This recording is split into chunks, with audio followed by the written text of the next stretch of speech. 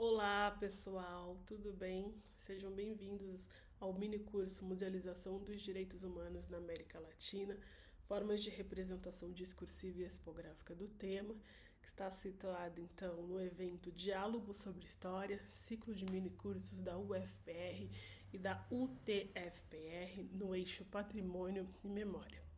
Eu me chamo Carolina Gomes Nogueira, eu sou aluna do curso de doutorado em Memória Social e Patrimônio Cultural da Universidade Federal de Pelotas, com período sanduíche na New York University, no Departamento de Espanhol e Português. Antes de começar, então, a apresentar nossas sessões, eu gostaria de fazer uma audiodescrição e também de explicar o que são essas logos, né, no slide. Então, eu sou uma mulher negra, eu estou utilizando óculos, meu cabelo está amarrado, eu visto uma camiseta preta e ao fundo, então, tem um quadro e atrás de mim um sofá no tom bege. Bom, partindo para os logos, o primeiro logo é da universidade na qual eu faço meu doutorado, a Universidade Federal de Pelotas. O segundo logo é o logo do programa de pós-graduação em Memória Social e Patrimônio Cultural, no qual estou fazendo então o meu doutoramento. O terceiro logo é o logo da CAPES, agência que financia então a minha pesquisa de doutorado. O quarto logo é o logo da NYU, a New York University, que me recebeu então para que eu pudesse estar fazendo o meu doutorado sanduíche. O quinto logo é o logo do CNPq, a agência que financiou então o período sanduíche. E os dois últimos logos são da Universidade do Paraná, das Universidades do Paraná, que estão então abrigando esses mini cursos, esse ciclo que está muito interessante, que tem propostas riquíssimas. Pessoal, eu pensei esse curso em duas sessões, né? Para que a gente pudesse estar pensando o tema dos museus de memória e também da aplicabilidade dos direitos humanos nessas instituições. Então eu fiz uma descrição para que a gente pudesse se situar do que eu estou propondo para vocês. Então a sessão 1, que eu também curiosamente vou chamar de módulo, tem como objetivo então a fomentar o debate e a reflexão sobre os museus de memória e direitos humanos no Cone Sul, né? O Cone Sul são aqueles países, né, são os países aqui da região de baixo da América Latina. Então é Chile, Paraguai, Uruguai, Argentina e Brasil. Então eu pretendo discutir o processo de criação dessas instituições em meio à justiça de transição e a busca pela reparação simbólica pela memória, a consolidação de uma memória coletiva do trauma e a promoção dos direitos humanos. Então, a natureza dessa ação é de ensino e extensão, ensino uma vez que eu estou ofertando um mini curso, de extensão, uma vez que estou estendendo os meus conhecimentos, né, compartilhando com a comunidade de uma forma geral. A carga horária desse mini curso, a princípio eu coloquei 1 hora, mas 1 hora pode ser até muita coisa, tendo em vista que eu posso falar mais rápido, eu posso falar mais devagar, e dependendo dos assuntos podem ter mais conteúdos e ou menos conteúdos. O segundo módulo, então, intitulado Aplicabilidade dos Direitos Humanos em Museus, também possui a mesma carga horária, mas com as mesmas regras do outro, podendo falar menos ou mais. Mas esse segundo módulo, ele já é mais prático, ele não fica tanto no campo teórico, porque no primeiro módulo eu quero introduzir para vocês o que são esses museus e como que a gente pode fazer uma leitura dessas instituições. E já no segundo módulo, eu já quero mostrar para vocês como é que então o tema dos direitos humanos pode ser abordado nessas instituições. Então eu vou utilizar 2 estudos de caso da América Latina, não necessariamente do Cone Sul, porque eu acho que é muito interessante a gente ver além do Cone Sul, né, mais focalizado então dentro da América Latina. Bom, então como é que eu dividi essa sessão? A primeira sessão, né, Museus de Memória e Direitos Humanos, ela conta com 6 tópicos, né? Esses 6 tópicos, eles são fundamentais, então, para a gente entender o que são os museus de memória e direitos humanos, né? Isso estou focando apenas na América Latina, mas vou dar um contexto geral para vocês de como que essas instituições elas surgem. Então, o primeiro tópico vai ser museus de memória no Cone Sul. O segundo tópico, contexto e criação dos museus de memória. O terceiro tópico, justiça de transição. O quarto tópico, reparação simbólica pela memória. Quinto tópico, consolidação de uma memória coletiva do trauma. E o sexto e último tópico, então, a promoção dos direitos humanos. Bom, pessoal, então partimos então para o primeiro tópico desse primeiro módulo, né? Os museus de memória no Cone Sul. Como é que surgem então os museus de memória? Primeiro é importante a gente saber que os museus de memória, eles são fruto de uma prática memorial muito antiga, mas eu não vou focar tanto no antigo e vou dar ênfase mais a partir da Primeira Guerra Mundial. Então, a partir da Primeira Guerra Mundial, começam a surgir muitos memoriais de guerra, né? Além dos cemitérios, monumentos passam a ser criados e um processo de memorialização começa a ser feito com esses monumentos, né? Então esse processo da memória ele começa a ser instituído. Mas para se tornar museu, o que precisa acontecer? Precisa de uma institucionalização da memória, certo? Então acontece que nós tínhamos memoriais, os memoriais abarcavam, geralmente eram estátuas ou nomes dos soldados feridos e mortos, homenagens dos familiares. E o museu não, o museu ele surge para institucionalizar essa memória, ou seja, ele vai deixar de ser um memorial para ser um lugar da memória institucionalizada. Então, a premissa dos museus de memória surge a partir da Primeira Guerra Mundial com o advento dos monumentos, né?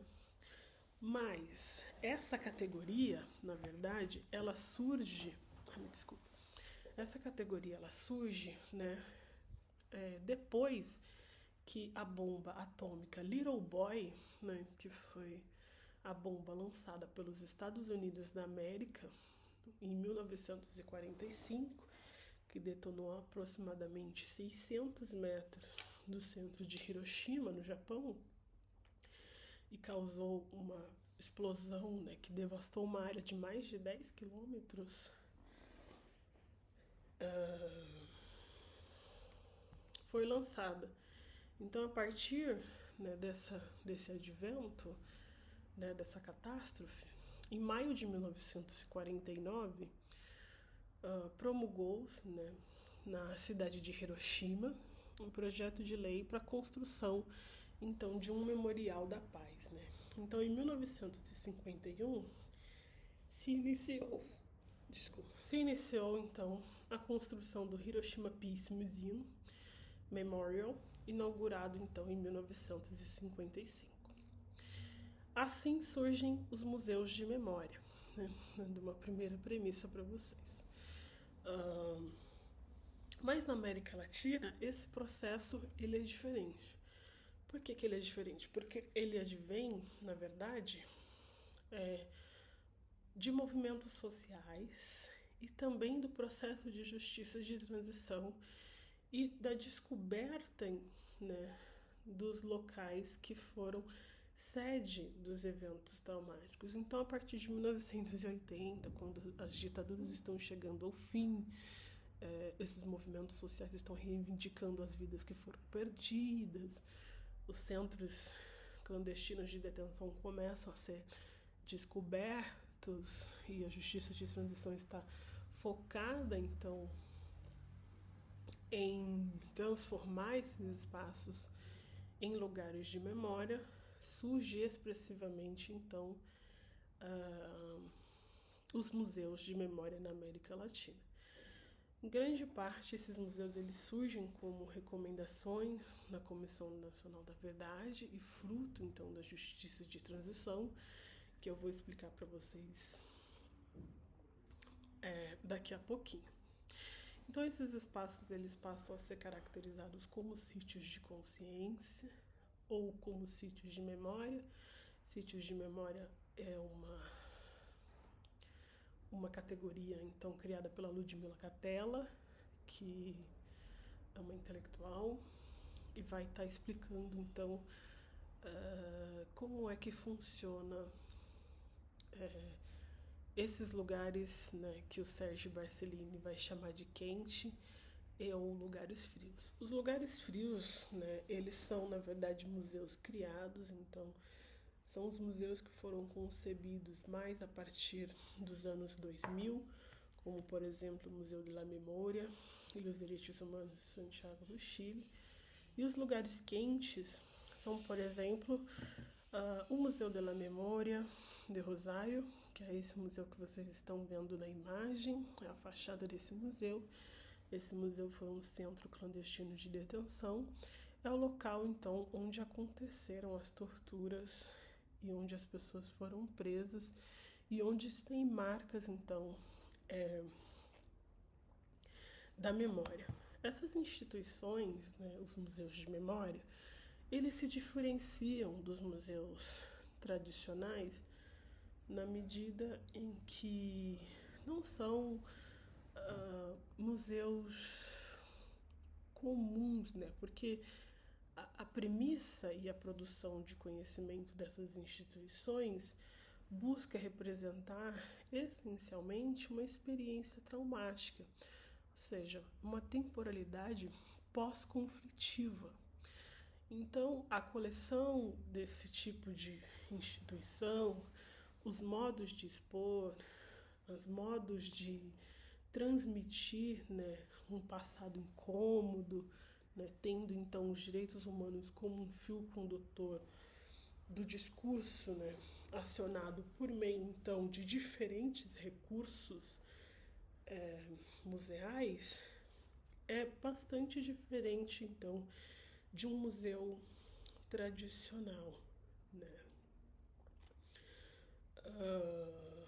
Por isso que possuem, né, especificidades, né? Porque o objetivo dessas instituições é de renovar o vínculo, né, com o passado traumático e o contexto atual, né, ativando então críticas na sociedade sobre o trauma contingente, né? Então, o fato dessas instituições exteriorizarem no espaço público o sofrimento humano, né? E, consequentemente, ampliando substancialmente o potencial, né? Enquanto um sítio de consciência, né? Uma categoria que abriga, então, as situações de sofrimento com evidentes transgressões aos direitos humanos, faz desses museus uma categoria museológica única. Então aqui eu trouxe outros exemplos, né, focando então nesse primeiro momento no Cone Sul. Então a figura acima nós temos o Museu de la Memoria de Montevideo, abaixo nós temos o Museu de la Memoria e os Direitos Humanos de Santiago do Chile, no meio nós temos o Museu de la Memoria de Assunção, no Paraguai. Então, o único que é considerado um lugar frio, por ele ter sido criado e não ter sido palco, então, do evento catalisador, é o Museu de la Memoria e los Derechos Humanos de Santiago do Chile. As outras duas instituições foram centros clandestinos de detenção, né? Foram lugares, então, onde o evento catalisador, né, das ditaduras no contexto latino-americano aconteceram, tanto no Uruguai quanto no Paraguai, e também no Chile, no Brasil e na Argentina.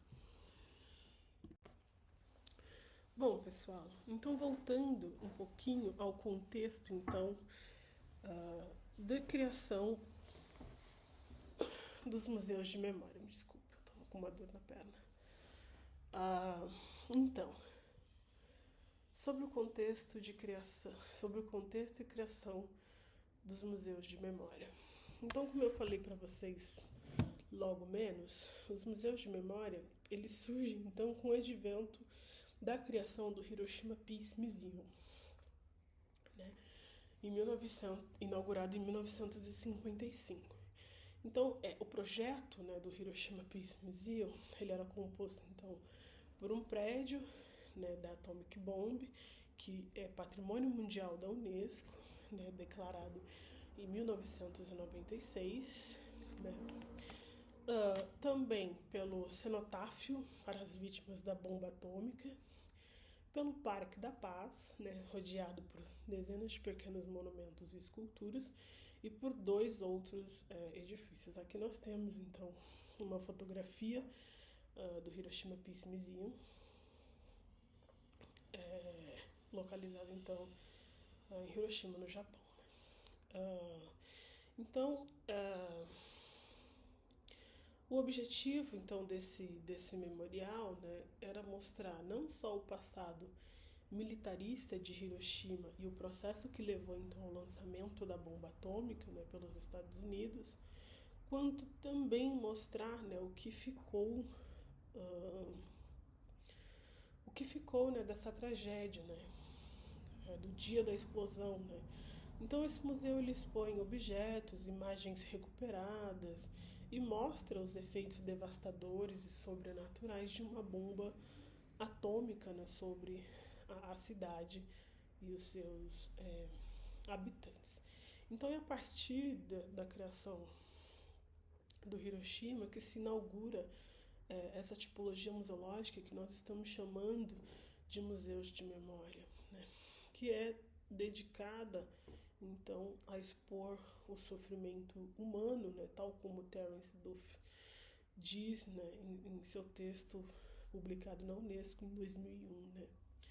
O objetivo dessas instituições, então, é comemorar um evento traumático, né, e homenagear as vítimas e também encorajar as pessoas a confrontar, né, um passado traumático, né. A categoria também é importante dizer, né, como está no segundo tópico, Memorial Museums, é uma categoria criada pelo Paul Williams.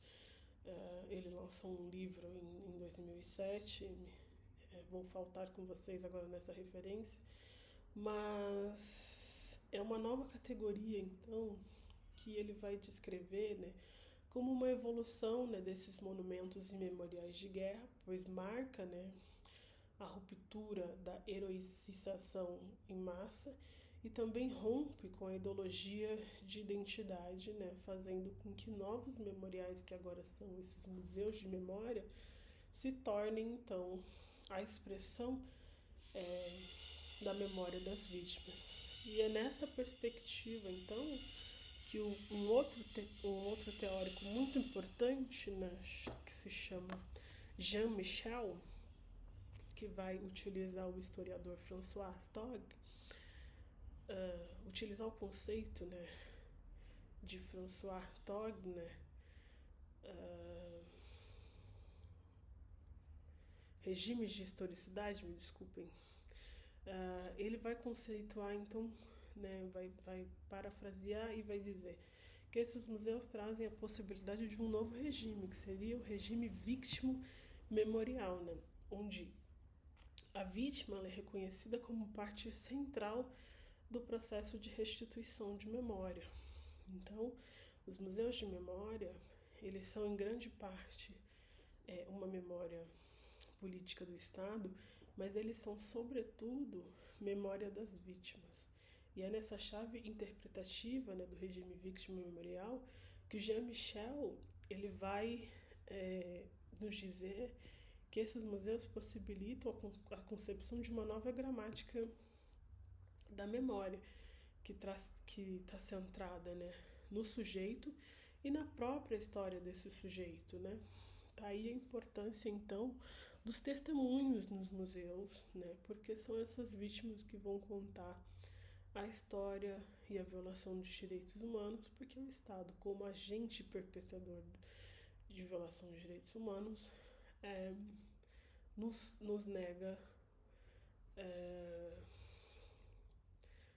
nega num sentido complexo a sua parte da história, né? Então é nessa possibilidade na qual as memórias subterrâneas elas emergem e se opõem a essas comemorações oficiais que tentam enquadrar a memória, que esse regime então surge então como um ponto central na criação, né, dos museus de memória, né? Além disso, muito importante dizer que o Jean Michel ele vai dizer que a visibilidade da vítima no espaço público deve apresentar, né, os dois sentidos, né? Dois sentidos, que o primeiro seria o reconhecimento, né, o ato de dar voz à vítima, né, de reconhecer os crimes de violação de direitos humanos cometidos contra ela. E o segundo é o ato do registro, né, o espaço intermediário, né, desses museus. Porque o museu, de uma certa forma, como um registro, ele ajuda a traduzir essas novas gramáticas da memória que se opõem às comemorações oficiais e, a partir disso, cria consciência e aí surgem as políticas de memória e de reparação simbólica pela memória. Então, como eu disse, né, embora a tipologia, né, museus de memória, Memorial Museums, tenha surgido em 1955 com a inauguração do Hiroshima Peace Museum. No slide eu coloquei 1945, porque com certeza devia estar pensando na criação da Unesco. A Unesco tem um papel fundamental para o desenvolvimento dos museus no pós-Segunda Guerra Mundial, porque é a agência, então, que vai fazer a promoção desse patrimônio, né, que vai recuperar em contexto cultural, né, o patrimônio mundial, né, perdido durante as guerras. Então, embora os museus, essa categoria tenha surgido em 1945, ela só começa a se proliferar a partir das décadas de 70 e 80, quando, né, movimentos intelectuais da época impulsionam estudos críticos acerca, né, da sociologia da memória e do fenômeno da memorialização, né, que são dois fenômenos que implicam na releitura da história com o propósito de provocar a conveniência da memória oficial, né? Então, indo contra aquilo que o Pollock chamou de enquadramento da memória e também, né, de mudar o sentido do registro memorial na medida em que se propõe uma nova gramática da memória, tal como o Jean Michel está nos dizendo, né?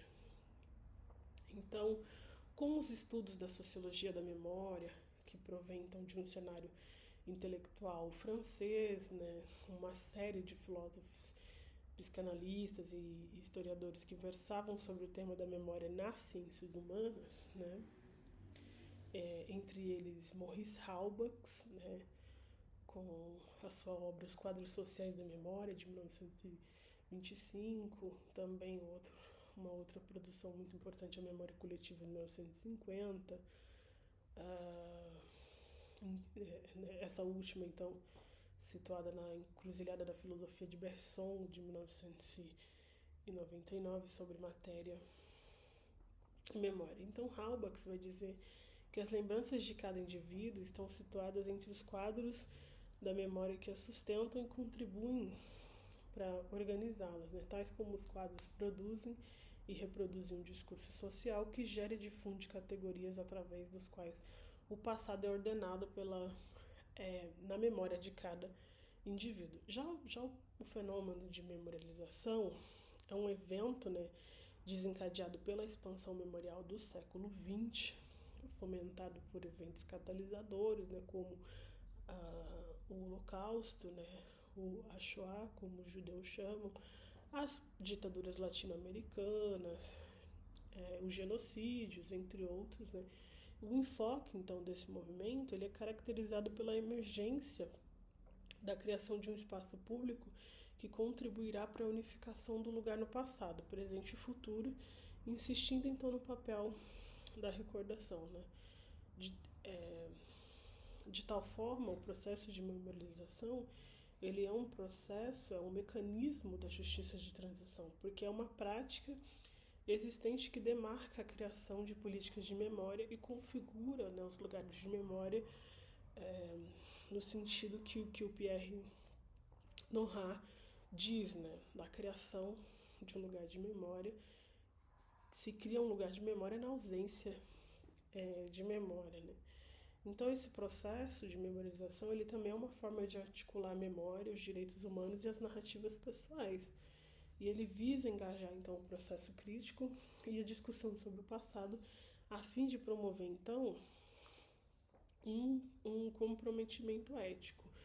Só que toda essa questão da memória ela vai acabar desencadeando, né, na década de 80, quando essas instituições emergem, aquilo que o Jay Winter vai chamar de memory boom, né, que é o movimento reflexo da matriz de sofrimento e das reivindicações pela memória e pelos direitos humanos. Ou seja, esse movimento que o Winter está falando, ele tem a ver essencialmente com o interesse pela memória relacionado ao Holocausto e a outros eventos traumáticos, sobretudo a Shoah, né, o Holocausto, porque é quando então a memória traumática é gravada pela primeira vez, né? Os campos de concentração são gravados, a memória da dor ela é gravada, e aí começa-se então um consumo desenfreado da memória que suscita uma série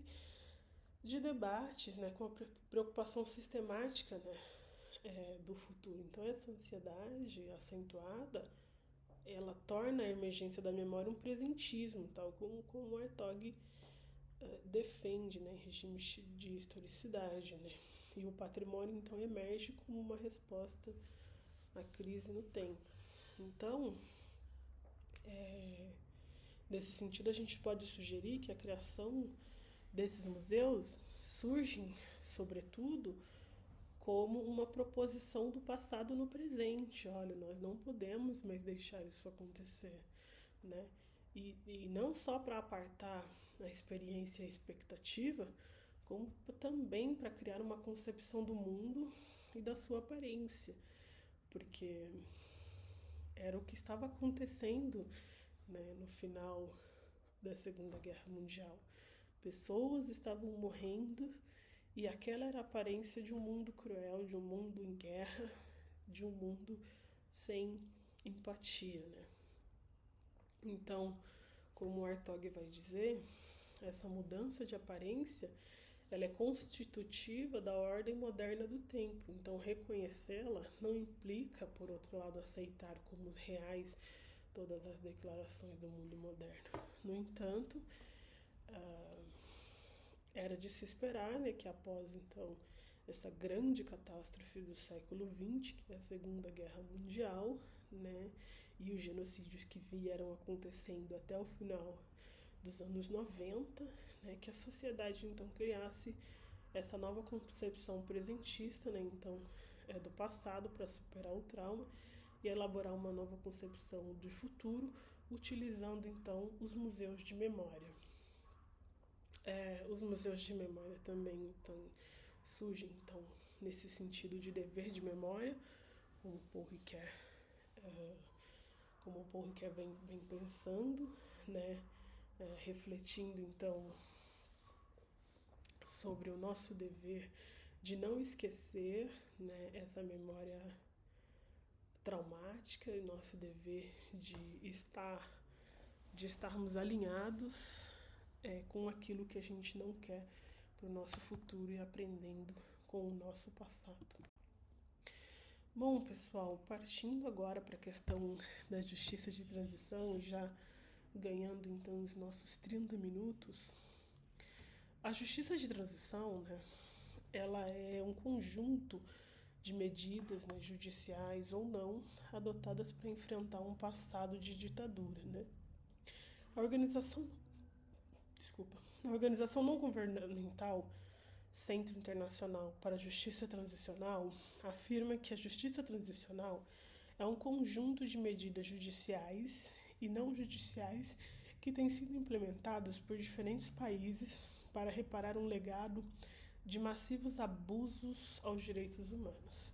Então, quais são os objetivos da justiça de transição? A gente já conversou um pouquinho sobre justiça de transição, mas os objetivos desse processo, então, é julgar os infratores de direitos humanos, estabelecer a verdade através de comissões, reconhecer e dar visibilidade à memória como construção histórica, oferecer reparações às vítimas, reformar as instituições que participam de violações cometidas. Então, a justiça de transição, né, surgiu também como uma das recomendações para a recuperação da democracia, sobretudo no contexto da América Latina.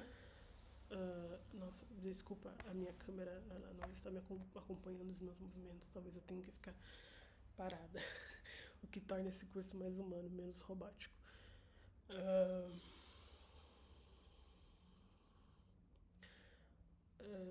Bom, acho que é isso. Então, a reparação simbólica pela memória. O que é a reparação simbólica pela memória?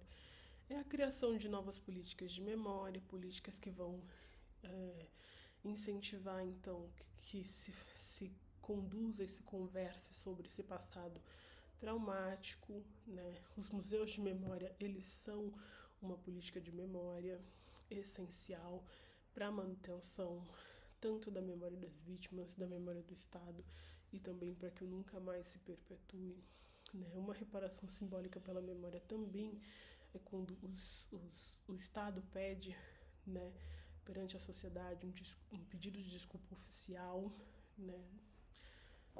Quando essa memória ela é ressignificada através dos memoriais com testemunhos, novas exposições, debates, palestras, ciclos de conversa, quando novos memoriais surgem, tendo então o regime Vítima Memorial como parte central do processo,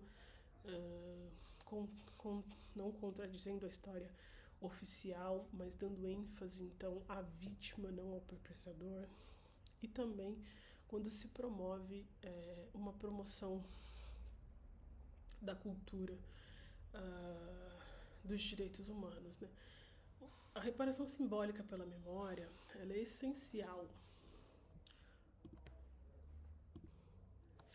A reparação simbólica pela memória, ela também é essencial, né, na medida em que os museus de memória, eles são eficazes sociotransmissores para a formação, então, de uma memória social acerca desses períodos traumáticos, né?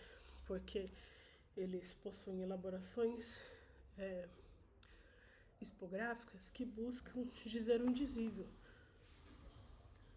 né? Porque como que se musealiza, então, a dor, o sofrimento, né? Você não tem como tornar isso objeto de museu, mas você traz os depoimentos, né, com esse objetivo, né? Então, de questionar, né, esses mecanismos e a capacidade cenográfica dessas instituições, né? No sentido de que é possível converter, né, converter essas instituições num discurso compartilhado, porque expor o sofrimento humano, né, nessas instituições, né, exige com que esses museus projetem de uma forma muito performática aquilo que o ocasionou, né? Aquilo que o criou, né? Então, a escolha, né, pela cenografia realista ou pela disposição de diversos elementos narrativos, né, que levem as reflexões amplas, a busca pelo equilíbrio entre o direito coletivo e a memória e aquele individual ao resguardo da experiência vivida. Né? Então, é por isso que essa instituição ela se diferencia da tradicional, né? Porque o fato, né, dela exteriorizar, né, no espaço público o sofrimento humano potencializa, né, as evidentes transgressões dos direitos humanos. Mas na reparação simbólica é pensado vários aspectos, né? E um deles também é o projeto arquitetônico. Muitos desses museus é feito por arquitetos internacionais, né? São feitos concursos e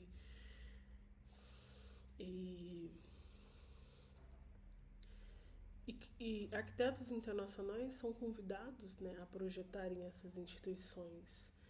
E isso também é um elemento muito tangível, porque destaca a importância dessas instituições para todas as nações, né?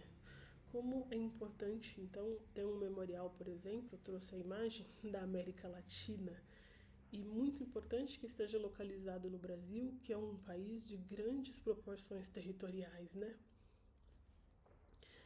Então, um outro aspecto muito importante, e tem a ver com essa questão da ressignificação, né, e da criação dos museus, parques e centros, né, é olhar então para a construção coletiva, né, dessa reparação simbólica pela memória, da construção coletiva dos museus, né, olhar para a arquitetura,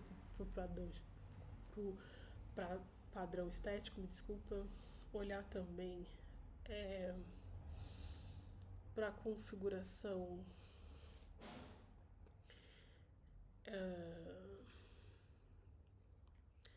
no qual esses museus estão inseridos, observar também, tal como Regine Robin fala, né, dos perigos da desapropriação.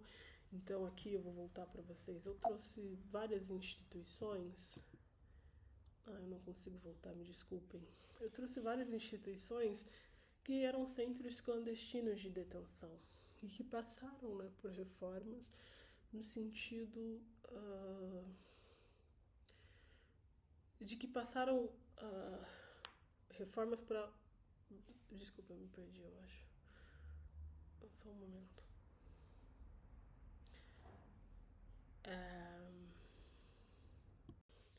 Bom, pessoal, sobre a consolidação de uma memória coletiva do trauma, né? Muito importante, então, a gente pensar como que esses museus constroem essas narrativas compartilhadas, como nós falamos, como eu falei anteriormente, né? Esses museus, eles advêm de um trabalho coletivo, né? Um museu de memória, ele nunca é construído sozinho, né? Ele tem uma equipe de arquitetos, ele tem uma equipe de museólogos, a equipe de curadoria e assim sucessivamente. E, sobretudo, a equipe, né, como vou dar o exemplo do Memorial da Resistência de São Paulo, que foi pensado na curadoria junto com os ex-presos políticos, ele é construído sobretudo com essas pessoas que dão o testemunho, com essas pessoas que têm a memória. Então, a construção da narrativa compartilhada sobre o trauma, ele é muito importante para a construção desses espaços. O testemunho, ele é muito importante para a construção desses espaços. Não à toa que essas instituições elas são construídas a partir, né, dos estudos das comissões nacionais da verdade. Não à toa que elas são construídas a partir de um estudo territorial. Não à toa que são construídas, então, a partir de uma pesquisa prévia, histórica e com o depoimento dos moradores da cidade e as respectivas vítimas, né? muito importante também trazer uma questão da rememoração do trauma. Nem sempre é fácil você construir um museu que vai trazer, sobretudo, a experiência de um evento traumático, né? Então a gente tem que balizar muito a narrativa que a gente está construindo dentro dessas instituições e não deixar com que as memórias se sobreponham, né? Entre violação de direitos humanos, é muito importante a gente ter em mente que existem vítimas e perpetradores e que os perpetradores, vejam lá, não me entendam mal, não deixam de ser pessoas humanas apesar de serem pessoas más. Mas essas pessoas também precisam de um olhar e de um espaço dentro dessas instituições, porque é preciso que a gente compreenda um todo, não apenas uma parte da história. Então, por isso, é muito importante trazer elementos como as identidades, trazer uma coesão do evento, social do evento, daquilo que aconteceu e, sobretudo, trazer aquilo que traz resiliência a esse espaço e que torna esse espaço um espaço essencial para a memória sensível, né? É preciso, então, que o museu ele tenha reconhecimento e responsabilização dos discursos que ele está afirmando e se propondo dentro, então, do espaço institucional que é o museu, né? Mas é também preciso que esse museu ganhe estabilize a memória, né, nesse espaço público, não no sentido de estagnar, mas no sentido de fazer com que as pessoas reconheçam que a memória daquele espaço passou por situações complicadas com eventos traumáticos e que ela pode ser ressignificada, porque esse também é o papel dos museus de memória e direitos humanos, né? É promover o passado, projetando o futuro.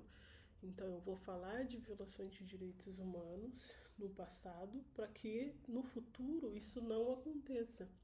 Então, identificar também quais são os problemas de direitos humanos e sociais que as comunidades estão tendo hoje em dia e trazer isso para esse museu de memória. Isso é também papel dos museus e é fator essencial para que a memória ela seja vista como algo do presente e não do passado, sobretudo nos museus de memória. Então aqui eu trouxe uma imagem para vocês. Essa imagem é muito interessante.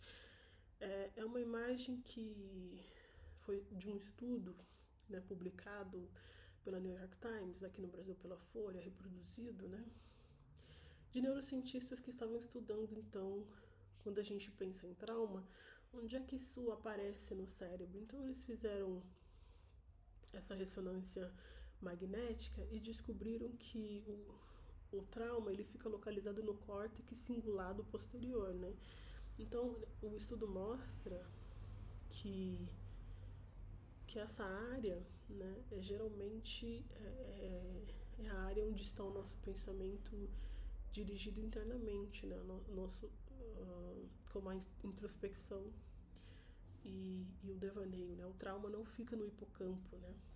Isso é muito interessante. Depois eu posso passar a reportagem para vocês. Então, gente, quase finalizando, né? Esse é o nosso penúltimo slide. Os museus de memória possuem um papel essencial, né, de promoção dos direitos humanos. Papel desses museus, então, promover a cultura dos direitos humanos para um futuro de paz, aquilo que a gente já vinha conversando há muito tempo, não, né, uns 30 minutos, né, mas é muito importante dizer que a relação entre a memória e os direitos humanos ela é intrínseca, né, porque o discurso dos direitos humanos como um movimento social transnacional e sobre a memória, ele ganha força a partir da década de 80, né? E juntos eles atingem, né, proporções inflacionárias na década de 90, né, como defendia o Rui. Assim. Mas esses dois discursos, eles são sobredeterminados, né? Um depende do outro, né? Mas É a memória quem alimenta o discurso dos direitos humanos, né? A gente fala de direitos humanos principalmente pela via da memória, né? Porque a memória ela fornece o elo substancial entre o passado e o futuro. Mas o discurso dos direitos humanos, né, a menos que ele seja alimentado pela memória e pela história, ele pode correr o risco de perder o embasamento histórico, né?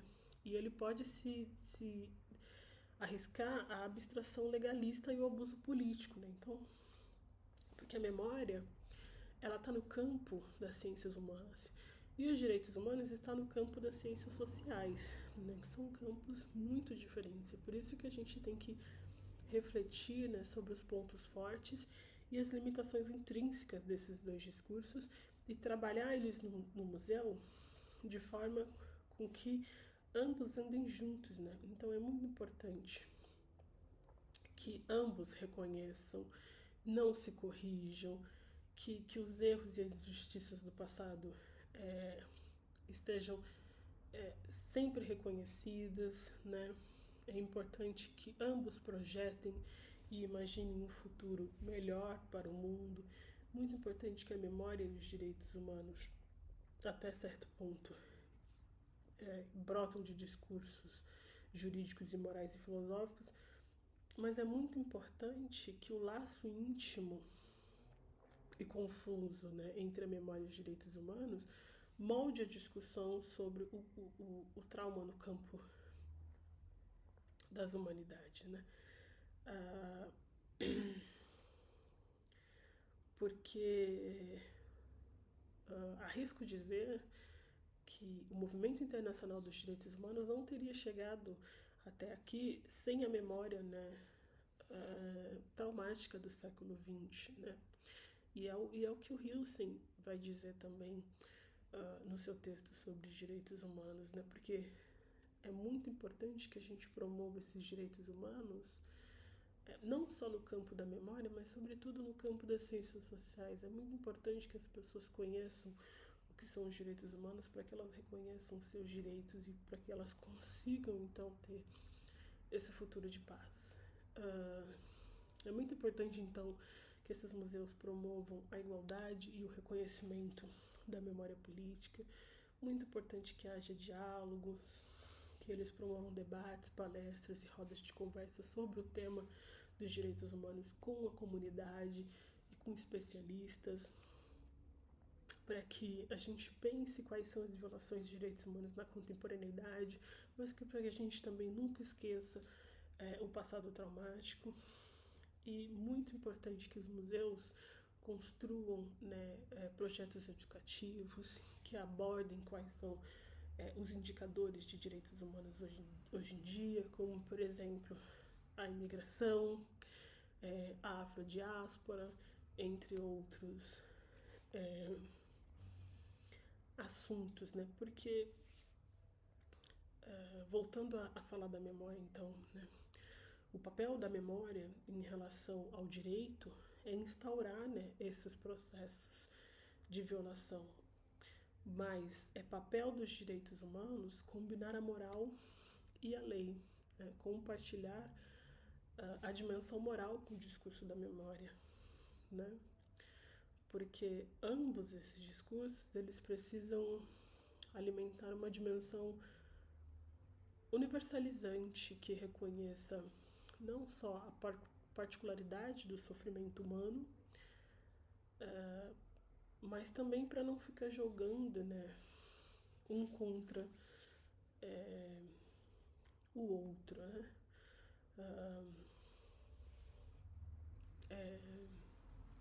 Porque a memória ela tem estado, né, sobretudo, né, no Centro de Promoção e Defesa dos Direitos Humanos, né? Mas os direitos humanos também precisam estar em promoção para que atrocidades não voltem a acontecer. Pessoal, eu agradeço até aqui. Esse foi o nosso primeiro módulo. Peço desculpas se eu me perdi em algum momento. Estou aberta a qualquer dúvida. Estou à disposição e vamos para o segundo módulo. Aqui estão as referências que eu utilizei apenas no slide escrito. Eu com certeza falei de muitas outras referências que não estão localizadas nesse slide. Eu espero que vocês façam um bom proveito e a gente se vê no segundo módulo. Muito obrigada!